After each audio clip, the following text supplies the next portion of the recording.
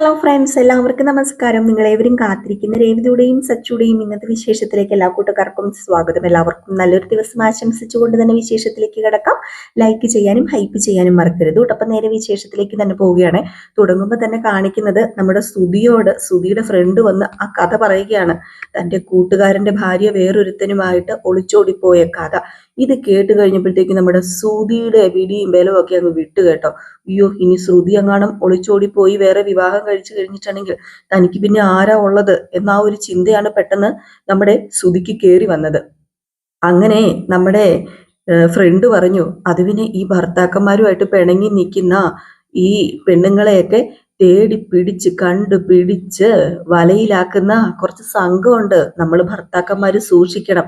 ഇനിയും നിന്റെ ഭാര്യയെ നീ അവോയ്ഡ് ചെയ്ത് കഴിഞ്ഞാൽ മിക്കവാറും അവള് വേറൊരു ആളുമായിട്ട് കണക്ഷൻ ഉണ്ടാക്കും. അതുകൊണ്ട് നീ ഒരു കാര്യം ചെയ്യണം. നീ നിന്റെ ഭാര്യനെ കൂട്ടിക്കൊണ്ട് വരണം. ഞാൻ പറയാനുള്ളത് പറഞ്ഞു, ഇനി തീരുമാനിക്കേണ്ടത് നീയാന്ന് പറഞ്ഞിട്ട് ഈ പാർക്കുമേറ്റ് അങ്ങ് പോയിട്ടോ നമ്മുടെ സുധിയുടെ കൂട്ടുകാരന്. അയ്യോ, സുധി പിന്നെ ഇങ്ങനെ ചിന്തിക്കാം, എന്റെ ദൈവം, എന്റെ ഭാര്യ കൈവിട്ട് പോകുവോ, ഇനി എന്ത് ചെയ്യും?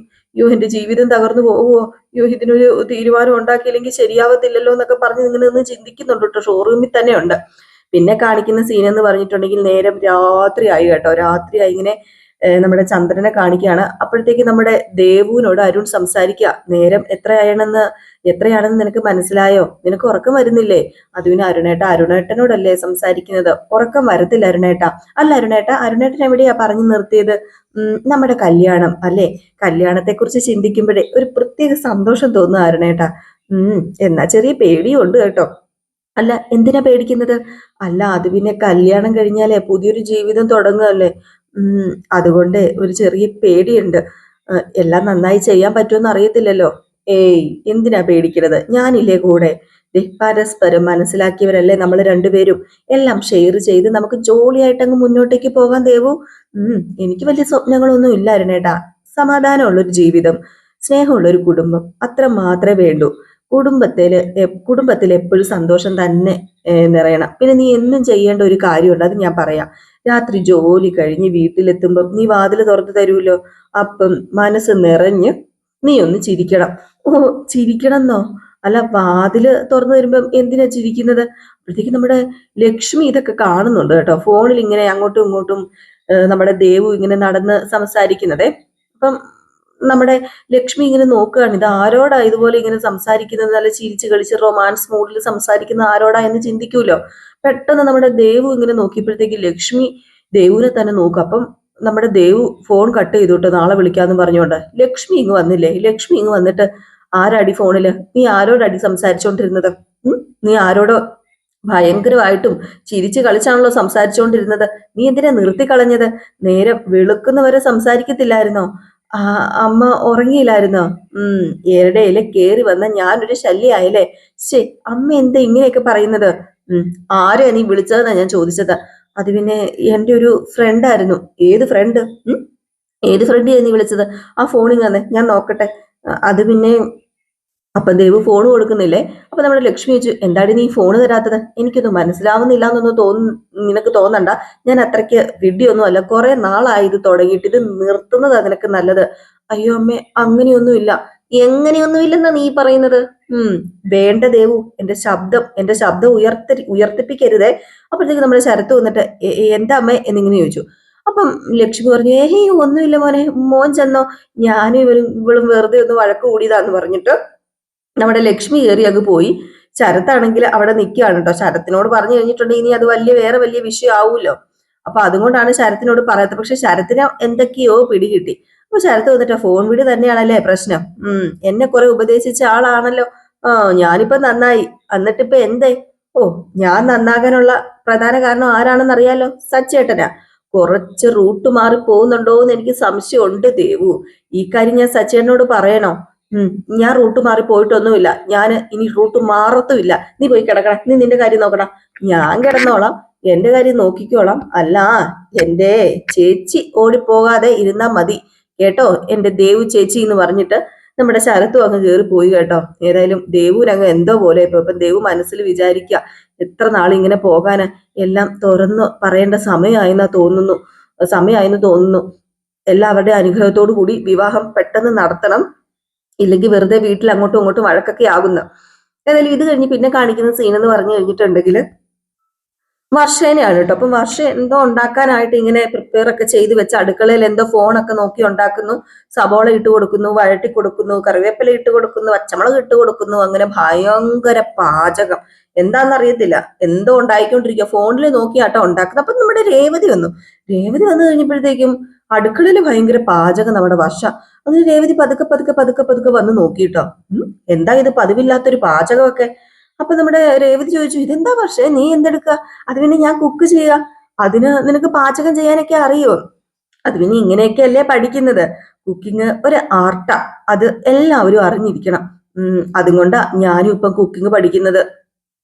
അപ്പം നമ്മുടെ രേവതി പറഞ്ഞു, അല്ലെങ്കിലും ഈ സമയത്ത് ഇങ്ങനെ ഓരോന്ന് ചെയ്യുന്നത് നല്ലതാ. അച്ഛമ്മ പറഞ്ഞിരുന്നല്ലോ, ഒരേ കിടപ്പ് കിടക്കരുത്, എന്തെങ്കിലുമൊക്കെ ചെയ്യണമെന്ന്.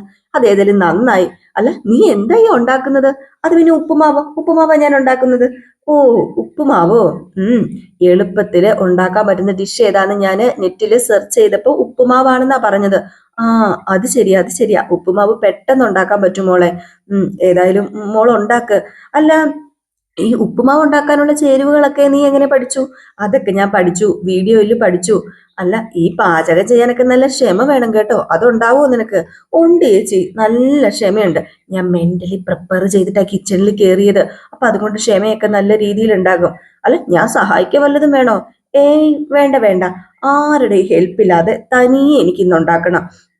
എന്നാലേ നമുക്കൊരു തൃപ്തി ആവത്തുള്ളൂ. അതുകൊണ്ട് രേവതി ചേച്ചി സഹായിക്കട്ടെ. ചേച്ചി ചെല്ല്, ഞാന് ബ്രേക്ക്ഫാസ്റ്റ് റെഡി ആയതിനു ശേഷം വിളിക്കാം, പോരെ? ഇന്ന് ഇന്ന് ഞങ്ങൾക്ക് കഴിക്കാൻ പറ്റുമോ? ഇന്ന് നിങ്ങൾക്ക് കഴിക്കാൻ പറ്റും. ഇന്ന് ആദ്യമായിട്ടേ ഞാനുണ്ടാക്കിയ ബ്രേക്ക്ഫാസ്റ്റ് നിങ്ങളെല്ലാം കഴിക്കാൻ പോലെ, അതിന്റെ ത്രില്ലില്ല ഞാന്. ഏതായാലും രേവതി ചേച്ചി പോ എന്ന് പറഞ്ഞിട്ട് രേവതിനെ പറഞ്ഞു വിട്ടു. അപ്പൊ രേവതി നടക്കട്ടെ എന്ന് പറഞ്ഞിട്ട് രേവതി അങ്ങ് പോവുകയും ചെയ്തു.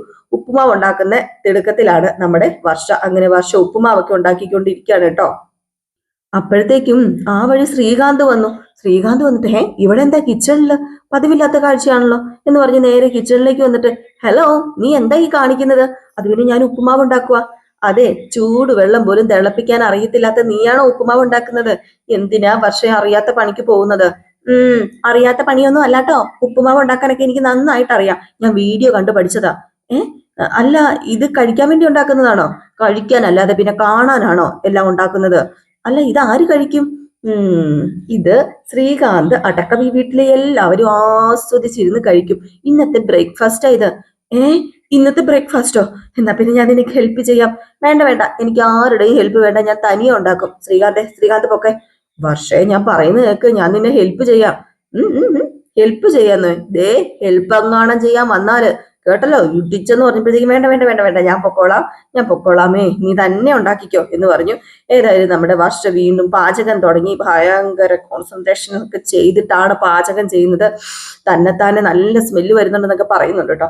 അപ്പൊ ഈ സീൻ കഴിഞ്ഞ് പിന്നെ കാണിക്കുന്ന സീൻ എന്ന് പറഞ്ഞു കഴിഞ്ഞിട്ടുണ്ടെങ്കിൽ എല്ലാരും ബ്രേക്ക്ഫാസ്റ്റ് കഴിക്കാൻ വേണ്ടി വെയിറ്റ് ചെയ്ത് നിൽക്കുകയാണ് കേട്ടോ. ചന്ദ്രയുണ്ട്, രവീന്ദ്രനുണ്ട്, രേവതി ഉണ്ട്, അതുപോലെ തന്നെ നമ്മുടെ ആരാ ശ്രീകാന്ത് ഉണ്ട്. അപ്പോഴത്തേക്ക് ഇവര് വെയിറ്റ് ചെയ്തിരിക്കില്ല. അപ്പൊ ചന്ദ്രയ്ക്ക് ദേഷ്യമുണ്ട്. കുറെ നേരം ആയല്ലോ ബ്രേക്ക്ഫാസ്റ്റ് ഉണ്ടാക്കാന്ന് പറഞ്ഞ് കയറിയിട്ടെന്ന് ഇങ്ങനെ സ്വയമേ ഇങ്ങനെ പറയാം. അപ്പോഴത്തേക്ക് നമ്മുടെ വർഷ വന്നിട്ട് പറഞ്ഞു, ബ്രേക്ക്ഫാസ്റ്റ് റെഡി ആയിട്ടുണ്ടെന്ന് പറഞ്ഞു കേട്ടോ. അപ്പം ചന്ദ്ര പറഞ്ഞു, ആദ്യമായിട്ടാ എന്റെ മരുമകളുടെ കൈയും കൊണ്ട് ബ്രേക്ക്ഫാസ്റ്റ് കഴിക്കുന്നത്. ആദ്യമായിട്ടാ. നിങ്ങൾ എല്ലാവരും കഴിച്ചിട്ട് എന്നോട് അഭിപ്രായം പറയണം കേട്ടോ. അപ്പോഴത്തേക്കും സച്ചു പറഞ്ഞു, നീ ഞങ്ങളെയൊക്കെ വെച്ചിട്ട് പരീക്ഷണം നടത്തുകയാണല്ലേ? മിണ്ടാതിരിക്കടാ, മോൾ ആദ്യമായിട്ട് ഉണ്ടാക്കിയ സാധനമല്ലേ, ഒരു കാര്യം ചെയ്യേ, കഴിച്ചേ. അല്ല രേവതി, നീ ഇരിക്കുക രേവതി എന്ന് പറഞ്ഞു. അപ്പോഴത്തേക്കും വർഷം പറഞ്ഞു, രേവതി ചേച്ചി വന്ന് ഇരിക്കും, ഞാനാ ഇന്ന് എല്ലാവർക്കും സെർവ് ചെയ്ത് തരുന്നതെന്നും പറഞ്ഞുകൊണ്ട് നമ്മുടെ വർഷ തന്നെ എല്ലാവർക്കും സെർവ് ചെയ്യാൻ വേണ്ടി തുടങ്ങുക. ഉപ്പുമാവ് അങ്ങോട്ട് കോരാൻ കിട്ടുന്നില്ല കേട്ടോ. അങ്ങനെ ഉപ്പുമാവ് പാത്രത്തിൽ ഇങ്ങനെ തവി ഇട്ടിട്ട് അങ്ങ് പൊങ്ങി വരുന്നില്ല, കുത്തിയിട്ട് കോരാൻ പറ്റുന്നില്ല, കല്ല് പോലെ ഇരിക്കുവാണെ. ഇങ്ങനെ ഭയങ്കരമായിട്ടും ബലം പിടിക്കുക. അങ്ങോട്ട് പിടിക്കുന്നു, ഇങ്ങോട്ട് പിടിക്കുന്നു. എല്ലാവരും ഉപ്പുമാവിൽ നോക്കുക. ഉപ്പുമാവ് ആരുടെയും കാലയിലൊക്കെ ചാടിയ തീർന്ന് അവരുടെ കാല് ചാത്തഞ്ഞു പോയെന്ന് ഓർത്താൽ മതി. അങ്ങനെ എങ്ങനെയൊക്കെ ഒരു തവിയിൽ ഒരു സ്പൂൺ കോരി എടുത്തിട്ട് അതങ്ങോട്ട് സ്പൂണിൽ നിന്ന് ഇളകി വരുന്നില്ല. എന്നിട്ട് ഇങ്ങനെ എന്താ പറയാ, വീഴങ്ങോട്ട് എന്ന് പറഞ്ഞിട്ടുണ്ട്. വർഷം അതിനെ ഇങ്ങനെ ഇടുവാണ് കേട്ടോ. എവിടെ നിന്ന് വീഴാൻ, അതിങ്ങനെ തവിയിൽ ഒട്ടിയിരിക്കുകയാണ്. അങ്ങനെ എല്ലാവരുടെയും പ്ലേറ്റിൽ എങ്ങനെയൊക്കെയോ ഇത്തിപ്പൂലം എത്തി. അങ്ങനെ ഉപ്പുമാവ് കഴിക്കാൻ വേണ്ടി എല്ലാവരും തുടങ്ങി കേട്ടോ. അങ്ങനെ പതുക്കെ എടുത്ത് ഉപ്പുമാവ് വായിൽ വെച്ചിട്ട് അങ്ങോട്ട് ഇറക്കാൻ പറ്റുന്നില്ല, തുപ്പാനും പറ്റുന്നില്ല. വർഷ അവിടെ നിൽക്കുന്നത് കൊണ്ട് വല്ലാത്ത ഒരവസ്ഥ എല്ലാവർക്കും. കഴിക്കാതിരിക്കാൻ പറ്റത്തില്ലല്ലോ. പാവം നമ്മുടെ രവീന്ദ്രൻ ഉപ്പുമാവ് എടുത്ത് വാവി വെച്ചിട്ട് കൊള്ളാം മോളെ, കൊള്ളാം എന്ന് പറഞ്ഞ് ചവയ്ക്കാനും പറ്റാത്ത ഒരവസ്ഥ കേട്ടോ. പതുക്കെ എങ്ങനെ വർഷയുടെ മുമ്പിൽ വെച്ച് കൊള്ളത്തില്ല എന്ന് പറയാനും പറ്റത്തില്ലല്ലോ. അപ്പൊ നമ്മുടെ ശ്രീകാന്ത് പറഞ്ഞു കൊള്ളാം കൊള്ളാം സൂപ്പറാ. സച്ചിൻ പറഞ്ഞു സൂപ്പറാ, നല്ല ടേസ്റ്റ് ഉണ്ട് കേട്ടോ. അപ്പോഴത്തേക്കും വർഷയ്ക്ക് ഭയങ്കര സന്തോഷമായി. അയ്യോ, ഞാൻ 2-3 വീഡിയോ കണ്ട് ചെയ്തതാ, അതിന്റെ ഗുണം ഏതായാലും കാണുമല്ലോ. ഓ, ഇനിയിപ്പോ അടുത്തത് പ്രിപ്പയർ ചെയ്യാൻ പഠിക്കണം എനിക്ക്. സൂപ്പർ ആണല്ലേ. അല്ല രേവതി ചേച്ചി പറഞ്ഞില്ല അഭിപ്രായം? ആ, നന്നായിട്ടുണ്ട് നന്നായിട്ടുണ്ട്, നല്ല ടേസ്റ്റ് ഉണ്ട്. താങ്ക്സ് കേട്ടോ ചേച്ചി. അല്ല അങ്കിളൊന്നും പറഞ്ഞില്ലല്ലോ, അങ്കിൾ ഇഷ്ടായോ? ആ, കൊള്ളാം കൊള്ളാം കൊള്ളാം സൂപ്പറാ. ആ, എന്തോ എന്തോ ചെറിയൊരു വ്യത്യാസമുണ്ട്, അത് പക്ഷെ നല്ലതാ, നല്ല വ്യത്യാസമാണ്. അപ്പൊ നമ്മുടെ ചന്ദ്ര കഴിക്കുന്നില്ല കേട്ടോ. ചന്ദ്ര ഇങ്ങനെ ഇരിക്കുകയാണ്. അപ്പൊ ചന്ദ്രയോട് വർഷ പറഞ്ഞു, അല്ല ഇതെന്താ ഉപ്പുമാവ് കഴിക്കാതെ വായി തന്നെ വെച്ചോണ്ടിരിക്കുന്നത്, അതങ്ങോട്ട് ചവച്ചങ്ങോട്ട് ഇറക്കാന്. അപ്പോഴത്തേക്കും ചന്ദ്ര പറയാണ്, മോളെ അത് നാക്കിൽ ഒട്ടിപ്പിടിച്ചിരിക്കും, പിന്നെ എങ്ങനെ ഇറങ്ങാനാണെന്ന്. ഏതായാലും ഈ സമയത്ത് നമ്മുടെ രവീന്ദ്രൻ പറഞ്ഞു, അത് പിന്നെ അവിടെ വെള്ളം ഇരിപ്പുണ്ടല്ലോ, അത് ഒഴിച്ചെടുത്ത് കുടിക്കുക, അപ്പൊ ഇറങ്ങി പൊക്കോളും. സത്യം പറഞ്ഞ കോമഡി സീനാണ് കേട്ടോ. അങ്ങനെ എല്ലാവരും ഭയങ്കരമായിട്ട് ബുദ്ധിമുട്ടി ഇതൊക്കെ കഴിച്ചിറക്കി. ശ്രീകാന്തിന് കുറച്ചു നേരം കഴിഞ്ഞപ്പോ കലി വന്നു. ശ്രീകാന്ത് പറഞ്ഞു, എന്തിനാടി നീ തന്നെ കയറി ഇത് ഉണ്ടാക്കാൻ നിന്നത്? ഞാൻ അടുക്കളയിൽ കയറുമായിരുന്നല്ലോ, സഹായിക്കുമായിരുന്നല്ലോ, എന്നാ പിന്നെ ഇത് വായി വെച്ച് കൂട്ടാൻ കൊള്ളായിരുന്നല്ലോ എന്ന് പറഞ്ഞു. അപ്പോഴത്തേക്കും നമ്മുടെ വർഷ പറഞ്ഞു, അതിനെന്താ ഇത് കൊള്ളത്തില്ലേ? അല്ല ഇതേ സച്ചേട്ടൻ തിന്നുന്നു, രേവതി ചേച്ചി കഴിക്കുന്നു, അതുപോലെ തന്നെ അച്ഛൻ കഴിക്കുന്നു, ആന്റി കഴിക്കുന്നു, പിന്നെ എന്താന്ന് പ്രശ്നം ഇരിക്കുന്നത്? ഞാനാണ് ഒരു കട തുടങ്ങാന്ന് ഓർത്തിരിക്കുകയാണ്. ഒരു കട തുടങ്ങിയേക്കല്ലേ എന്ന് പറയുമ്പോഴത്തേക്കും ശ്രീകാന്ത് പറഞ്ഞ, അതെ അതെ അതെ, കട തുടങ്ങുമ്പോൾ നീ ഒരു കാര്യം ചെയ്യ, നിന്റെ ഉപ്പുമാവ് നീ ഉദ്ഘാടന ദിവസം തന്നെ ഉണ്ടാക്കണം, എന്നാ പിന്നെ കടയിൽ ആരും കേറൂലല്ലോ എന്ന് പറഞ്ഞപ്പോ, എന്താ ശ്രീകാന്ത് ഇത്? ഒരാളെ പ്രോത്സാഹിപ്പിക്കാനുള്ളതിന് ശ്രീകാന്ത് എന്താ ഇങ്ങനെ പറയുന്നത്? ഇവരൊക്കെ കഴിക്കുന്നുണ്ടല്ലോ, ഇവരൊക്കെ നല്ലതായതുകൊണ്ടല്ലേ കഴിക്കുന്നതെന്ന് പറഞ്ഞു. അപ്പൊ രവീന്ദ്രൻ പറഞ്ഞു, ശ്രീകാന്തെ നീ മിണ്ടാതിരിക്കുക, അവൾ ആദ്യമായിട്ട് കയറി ഒരു സാധനം ഉണ്ടാക്കിയതല്ലേ, അവളുടെ എഫർട്ട് വെച്ച് അവള് തന്നെ കയറി ഉണ്ടാക്കിയപ്പോ നമ്മള് അവളെ അഭിനന്ദിക്കുകയല്ലേ ചെയ്യേണ്ടത്? തുടക്കത്തിൽ തന്നെ ഇങ്ങനെ ഓരോന്നൊക്കെ പറഞ്ഞു കഴിഞ്ഞിട്ടുണ്ടെങ്കിൽ പിന്നെ അവർക്ക് ഇനി ഉണ്ടാക്കാൻ പറ്റുമോ? എന്നിട്ട് നമ്മുടെ രവീന്ദ്രൻ പറഞ്ഞു, ഭക്ഷണം ഉണ്ടാക്കി തരുമ്പോൾ ഒറ്റയടിക്ക് കുറ്റം പറയരുത്, നമുക്ക് സാവധാനത്തിൽ എന്തെങ്കിലും പറയണം, അപ്പൊ പിന്നീട് ഉണ്ടാക്കുമ്പോ അവര് തിരുത്തിക്കോളൂല്ലോ. അപ്പം വർഷ പറഞ്ഞു, അതെ അതെ അതെ, അങ്കിള് പറഞ്ഞത് കറക്റ്റാ, ശരിക്കും അങ്കിളെ ഒരു മോട്ടിവേറ്റർ ആണ് കേട്ടോ. അപ്പോഴത്തേക്ക് ശ്രീകാന്ത് ഭയങ്കരം തന്നെ. അപ്പൊ ചന്ദ്ര പറഞ്ഞു, വർഷേ നമ്മൾ ഈ ഫുഡ് ഉണ്ടാക്കി കഴിഞ്ഞാലേ ആദ്യം ഉണ്ടാക്കിയ ആള് തന്നെ ഒന്ന് കഴിച്ചു നോക്കണം, അതിനുശേഷമേ മറ്റുള്ളവർക്ക് കൊടുക്കാൻ പാടുള്ളൂ. അതെന്താ ആന്റി, ഉപ്പുമാവ് കൊള്ളത്തില്ലേ? ഈ ഉപ്പുമാവിനെ. അപ്പോഴത്തേക്ക് നമ്മുടെ സച്ചി, ഏയ് കൊള്ളാം കൊള്ളാം സൂപ്പറാ, ഒരു കുറ്റം പറയത്തില്ല, അമ്മ മിണ്ടാതിരിക്കുക. അപ്പോഴത്തേക്കും വർഷ വീണ്ടും താങ്ക് യു. അപ്പം ചന്ദ്ര പറഞ്ഞു, വന്ന് ഈ വീട്ടിൽ കള്ളം പറയുന്നവരുടെ എണ്ണം കൂടി വരിക. അപ്പോഴത്തേക്കും വർഷ, സച്ചേട്ടൻ കള്ളം പറഞ്ഞാണോ? ആന്റി പറയുന്നത് കേട്ടില്ലേ? ഏയ് ഞാൻ കള്ളം പറഞ്ഞൊന്നും അല്ല, ഉപ്പുമാവ് കൊള്ളില്ലേ ആന്റി എന്ന് അപ്പം വർഷയും ചോദിച്ചു. അപ്പൊ രേവതി പറഞ്ഞു, അതെ മോളെ നന്നായിട്ടുണ്ട്, സച്ചേട്ടൻ കള്ളം പറഞ്ഞൊന്നും അല്ല, നന്നായിട്ടുണ്ട്, അമ്മ വെറുതെ പറഞ്ഞാന്നേ. ആ, അങ്ങനെയാണെങ്കിൽ ഇനി മുതൽ എല്ലാ ദിവസവും ഞാനായിരിക്കും ബ്രേക്ക്ഫാസ്റ്റ് ഉണ്ടാക്കുന്നത്. അപ്പൊ വീണ്ടും ഞെട്ടിട്ടോ സച്ചിൻ, രേവതിയും ചന്ദ്രയും ശ്രീകാന്തും ഒക്കെ. നേരെ ശ്രീകാന്ത് അവിടെ നെണീറ്റു. വർഷേ ഒരു മിനിറ്റ്, ഒന്ന് ഇങ്ങോട്ട് മാറുവോ? എന്റെ പൊന്നു, ദേ സച്ചേട്ട ഒന്ന് പിടിച്ച്, അല്ലെങ്കിൽ ഇത് ഇളക്കാൻ പറ്റത്തില്ലെന്ന് പറഞ്ഞിട്ട് കോരി എടുത്തിട്ട് കുറച്ച് നമ്മുടെ വർഷയുടെ വായ്ക്കകത്തേക്ക് വെച്ച് കൊടുക്കുക. എടി മോളെ ഒന്ന് വാ തുറക്ക എന്നൊക്കെ പറഞ്ഞിട്ട്, എന്താന്ന് നീ തുറക്ക, കഴിക്കണം, നീ കഴിച്ചേ പറ്റൂ, നീ കഴിച്ചു നോക്കാൻ പറഞ്ഞു കൊടുത്തു കഴിഞ്ഞപ്പോഴത്തേക്കുമാണ് വർഷയ്ക്ക് മനസ്സിലായത് താൻ ഉണ്ടാക്കിയത് ഉപ്പുമാവല്ല, വേറെന്തോ ഒരു സാധനമാണ് എന്നും പറഞ്ഞിട്ട് തുപ്പിക്കളഞ്ഞു കേട്ടോ. എന്നിട്ട് അയ്യേ ഇത് കൊള്ളത്തില്ല, ഇത് എന്നതാ, ഇതിന് തീരെ ടേസ്റ്റ് ഇല്ലല്ലോ, ഇതെന്താ ഇങ്ങനെ ഇരിക്കുന്നത്? അപ്പോഴത്തേക്കും നമ്മുടെ വർഷയ്ക്ക് കാര്യം പിടികിട്ടി, ഇവരെല്ലാവരും കഷ്ടപ്പെട്ട് അഡ്ജസ്റ്റ് ചെയ്ത് കഴിച്ചതാണെന്ന് മനസ്സിലായി. അപ്പൊ രവീന്ദ്രൻ പറഞ്ഞു, അത് പിന്നെ മോളെ നീ ആദ്യമായിട്ട് ചെയ്തതല്ല, അപ്പൊ അങ്ങനെ കുറ്റം പറയാൻ പറ്റത്തില്ലല്ലോ, അതുകൊണ്ടാ, നീ വിഷമിക്കണ്ടെന്ന് പറഞ്ഞു. അപ്പൊ രേവതിയും പറഞ്ഞു, അതെ മോളെ നീ വിഷമിക്കണ്ട, ഇനി ഞാൻ നിന്നെ പാചകം പഠിപ്പിച്ചു തരാം. താങ്ക്സ് ചേച്ചി. അതെ, ഇനി മുതൽ ഞാൻ രേവതി ചേച്ചിയുടെ ശിക്ഷയായിരിക്കും. അപ്പോഴത്തേക്കും ചന്ദ്ര പറഞ്ഞു, അവളുടെ അടുത്തുനിന്ന് പാചകം മാത്രമേ പഠിക്കാവുള്ളൂ, വേറെ ഒന്നും പഠിക്കരുത്, പഠിച്ചു കഴിഞ്ഞിട്ടുണ്ടെങ്കിൽ എന്ന് പറഞ്ഞപ്പോഴത്തേക്ക് സച്ചു പറഞ്ഞു, ദേ അമ്മേ വേണ്ട. അപ്പം രവീന്ദ്രൻ പറഞ്ഞു, ചന്ദ്രേ നീ വായടയ്ക്ക്. അതെ, എങ്ങനെയും ഒന്ന് കഴിക്കാൻ നോക്ക്. അത് പിന്നെ വായടച്ച് എങ്ങനെ കഴിക്കാൻ പറ്റും? ഓ അമ്മയോട് കോമഡി പറഞ്ഞ് എല്ലാവരും ചിരിച്ചെന്ന് നമ്മുടെ സച്ചി. ഏതായാലും ഈ സമയത്ത് നമ്മുടെ രവീന്ദ്രനും ആരും മിണ്ടണ്ട, എല്ലാവരും ഇത് കഴിച്ചിട്ട് അങ്ങ് പോയാൽ മതി എന്ന് പറഞ്ഞ് എല്ലാവരും വീണ്ടും കഴിക്കാൻ തുടങ്ങി. വേസ്റ്റ് ആക്കാൻ പറ്റത്തില്ലല്ലോ. അങ്ങനെ എങ്ങനെയൊക്കെ ബുദ്ധിമുട്ടിയൊക്കെ പകുതി കഴിക്കുകയോ പകുതി കളയുകയോ ഒക്കെ ചെയ്തു കേട്ടോ. എന്നിട്ട് ഈ കാര്യം നമ്മുടെ സച്ചി എന്ത് ചെയ്തു, നേരെ ഈച്ചയോട് പോയി പറഞ്ഞിട്ട് ഈച്ചയും ഭയങ്കര ചിരി, സച്ചിയും ഭയങ്കര ചിരി.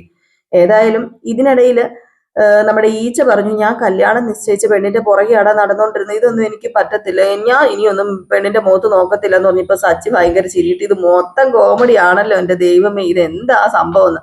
അപ്പോഴത്തേക്കുമാണ് ഫോൺ വിളിച്ചോണ്ട് നമ്മുടെ ആര് അരുണ് വരുന്നത്. ബുള്ളറ്റിൽ ഫോൺ വിളിച്ചോണ്ടാ വരുന്നത്, ഹെൽമെറ്റ് വെച്ചിട്ടില്ല, ഫോൺ വിളിക്കുന്നുണ്ട് കേട്ടോ. ഏതായാലും നമ്മുടെ സച്ചിക്ക് പറ്റിയ സമയമാണല്ലോ. നമ്മുടെ സച്ചി എന്ത് ചെയ്തു, ഇത് കാണുവാണ് കേട്ടോ. അതായത് നമ്മുടെ അരുണ് ഫോൺ വിളിച്ചോണ്ട് ഇങ്ങനെ വരുന്നത്, വണ്ടി ഓടിച്ചോണ്ട്. അത് വിളിക്കാൻ പാടില്ലല്ലോ, പോലീസുകാർക്ക് മാത്രം അങ്ങനെ വണ്ടി ഓടിച്ചോണ്ട് ഫോൺ വിളിക്കാന്നുള്ളല്ലോ. അപ്പൊ നമ്മുടെ സച്ചി ഇത് കണ്ടിട്ട്, ഇതാ പോലീസുകാരനാണല്ലോ ഈച്ചെ, ഞാനുമായിട്ട് ഉടക്കുണ്ടാക്കുന്ന ആ പോലീസുകാരൻ മിക്കപ്പോഴും എന്നെ എന്നെ എന്നെ ഉടക്കുണ്ടാക്കി പോലീസ് സ്റ്റേഷനിൽ കൊണ്ടുപോയില്ലേ, ആഹാ ഇവനൊരു പണി കൊടുക്കാലോ. ഹെൽമെറ്റ് വെക്കാതെ ഫോണിൽ സംസാരിച്ചുകൊണ്ട് ബൈക്കിൽ പോവുകയാണല്ലേ, ഞാൻ വീഡിയോ എടുക്കാൻ പോയി, ഞാൻ കാണിച്ചു തരാന്ന്. അങ്ങനെ നമ്മുടെ സച്ചി വീഡിയോ എടുത്തോട്ടെ. അപ്പൊ ഈച്ച പറയുന്നുണ്ട്, വേണ്ട വീഡിയോ എടുക്കണ്ടെന്നൊക്കെ പറയുന്നുണ്ട്. എവിടെ നിന്ന് നമ്മുടെ സച്ചി വിട്ടുകൊടുക്കോ, സച്ചിക്ക് കിട്ടിയ ഒരു അവസരമല്ല. സച്ചി എന്ത് ചെയ്തു, വീഡിയോ അങ്ങോട്ട് എടുത്തു. അപ്പൊ ഈച്ച പറഞ്ഞു, ദേ നീ മര്യാദയ്ക്ക് ആ വീഡിയോ അങ്ങോട്ട് ഡിലീറ്റ് ചെയ്ത് കളയും, ഇനി ഇതിന്റെ പേരിൽ പ്രശ്നം ഉണ്ടാവും എന്ന് പറയുമ്പോഴത്തേക്കും സച്ചി പറയുന്നു, ഓ പിന്നെ ദേ ഞാൻ നോ പാർക്കിംഗ് ഏരിയയില് കാറ് പാർക്ക് ചെയ്തു എന്ന് പറഞ്ഞല്ലേ പ്രശ്നം ഉണ്ടാക്കിയത്. ദേ ഇപ്പൊ അയാള് ഹെൽമെറ്റ് വെക്കാതെ ഫോണിൽ സംസാരിച്ചുകൊണ്ട് ബൈക്ക് ഓടിക്കുന്നു. ഇവിടെ എല്ലാവർക്കും ഒരു നിയമം തന്നെയാണ്, അയാൾക്കൊരു നിയമം എനിക്ക് വേറൊരു നിയമം എന്നൊന്നും ഇല്ലല്ലോ. എടാ വേണ്ടടാ, അതങ്ങ് ഡിലീറ്റ് ചെയ്ത് കള മോനെ സച്ചി, ദേ വേണ്ട ഞാൻ ഇത് ഇടുക തന്നെ ചെയ്യുന്നു പറഞ്ഞു. എന്നാൽ ഈ സമയത്ത് വീണ്ടും നമ്മുടെ അരുണിനെ കാണിക്കുകയാണ്. അപ്പം അരുണാണെങ്കിൽ വണ്ടി എടുത്ത് പോകാൻ തുടങ്ങിയപ്പോഴത്തേക്ക് നമ്മുടെ സച്ചി ഇപ്പുറം നിന്നിട്ട്, ഹലോ സാറേ നമസ്കാരം, ഹേയ് നോക്കുന്നു. അപ്പൊ നമ്മുടെ അരുൺ സച്ചിനെ കണ്ടു കേട്ടോ. അപ്പൊ സച്ചി എന്ത് ചെയ്തു, വണ്ടി ക്രോസ് ചെയ്ത് നേരെ അരുണിന്റെ അടുത്തേക്ക് പോവാണ്. എന്നിട്ട് നമ്മുടെ അരുണോട് പറഞ്ഞു, അതെ സാറ് വരുന്ന ഞാൻ കണ്ടായിരുന്നു, ബൈക്ക് ഓടിക്കുമ്പം സാറ് ഹെൽമെറ്റ് വെച്ചിരുന്നില്ല, ഫോണിൽ സംസാരിച്ചിരുന്നു, ഇതൊക്കെ ശരിയാണോ സാറേ?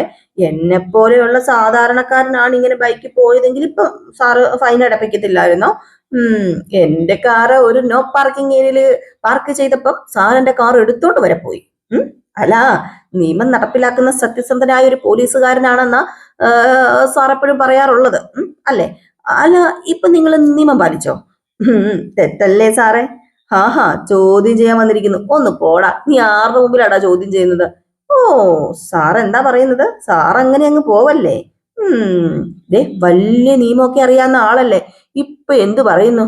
ദേ ഞാൻ അർജന്റായിട്ട് മരുന്ന് മേടിക്കാൻ വന്നതാ, ടെൻഷന്റെ ഇടയിൽ ഹെൽമെറ്റ് എടുക്കാൻ വിട്ടുപോയി, ഒഴിവാക്കാൻ പറ്റാത്ത ഒരു കോള് വന്നപ്പം അത് ഞാൻ എടുത്തതാ. ഒഴിവാക്കാൻ പറ്റാത്ത കോളോ എന്തോ എന്തെങ്കിലും ആട്ടെ, നിയമത്തിന്റെ വഴിക്ക് വിട്ടുകൊടുക്കണം, നിയമം പാലിക്കണ്ടേ?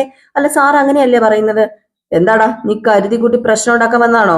ഞാനോ കരുതി കൂട്ടിയോ? സാറല്ലേ പ്രശ്നങ്ങൾ ഉണ്ടാക്കുന്നത്. അപ്പോഴത്തേക്ക് നമ്മുടെ അരുൺ കയറി സച്ചിയുടെ കോളറിൽ അങ്ങ് പിടിക്കാൻ തുടങ്ങിയപ്പോഴത്തേക്കും സച്ചി എന്ത് ചെയ്തു, അരുണിന്റെ കയ്യിൽ കയറി അങ്ങ് പിടിച്ചിട്ട് തൊട്ടു പോകരുത് തന്നെ.